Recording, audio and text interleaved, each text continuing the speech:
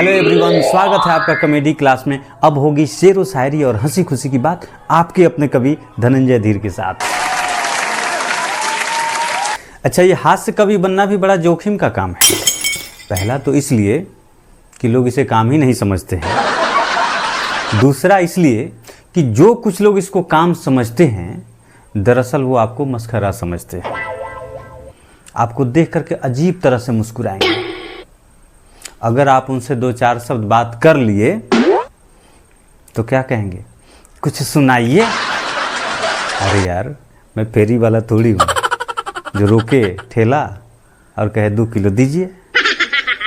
कुछ सुनाइए, ऐसे थोड़ी होता है। खैर, कवियों के दर्द को महसूस करते हुए मैंने एक हास्य व्यंग की रचना की है। उम्मीद है आपको बहुत मजा आएगा। चलिए कविता पे आते हैं। जिस दिन मेरे खुराफाती दिमाग में कवि बनने का कीड़ा काटा, जिस दिन मेरे खुराफाती दिमाग में कवि बनने का कीड़ा काटा, ये खुशखबरी मैं घूम घूम कर आस पड़ोस में बांटा। कुछ लोग मुझे अजीब से ताड़ने लग गए, कुछ लोग मुझे अजीब से ताड़ने लग गए, कुछ तो आगरा या रांची भेजने के जुगाड़ में लग गए।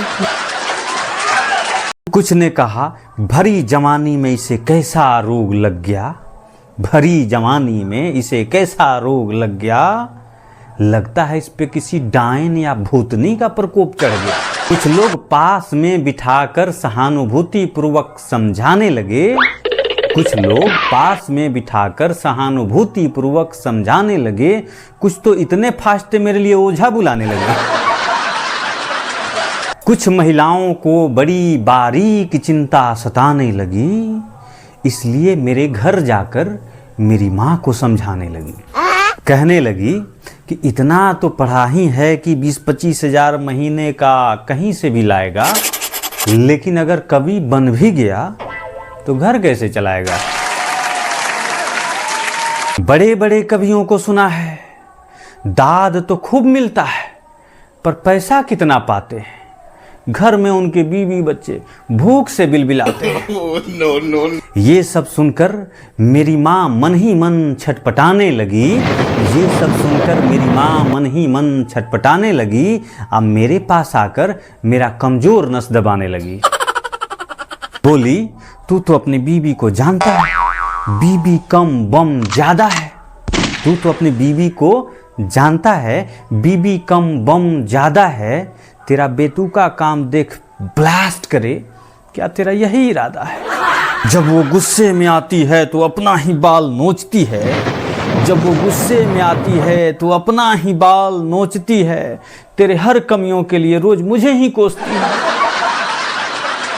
पुरानी बातें याद कर अचानक बोली वो कांप कर, पुरानी बातें याद कर अचानक बोली वो कांप कर। तेरी पुरखों की इज्जत तभी बचेगी, तू तो बस बहू के नाम का जाप कर।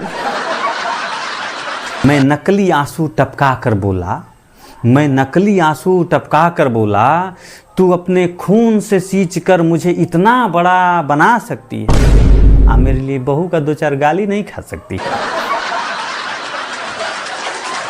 जरा सोच, अपनी कविताओं में मैं रोज उसी का मजाक उड़ाऊंगा, और जब कभी वो चोंच खोलेगी सौतन का डर भी दिखाऊंगा। तब माँ भावुक हो बोली, तू कर जो तेरा दिल करे, तू कर जो तेरा दिल करे, बहू को मैं समझा लूंगी। घर खर्च में अगर कम हुआ तो अपने गहने भी बिचवा दूंगी। आज सब आपके सामने है, चाहे जो भी हूँ। आज सब आपके सामने है, चाहे जो भी हूँ। लोगों से सुना है, शिक्षक भी हूँ, कवि भी हूँ।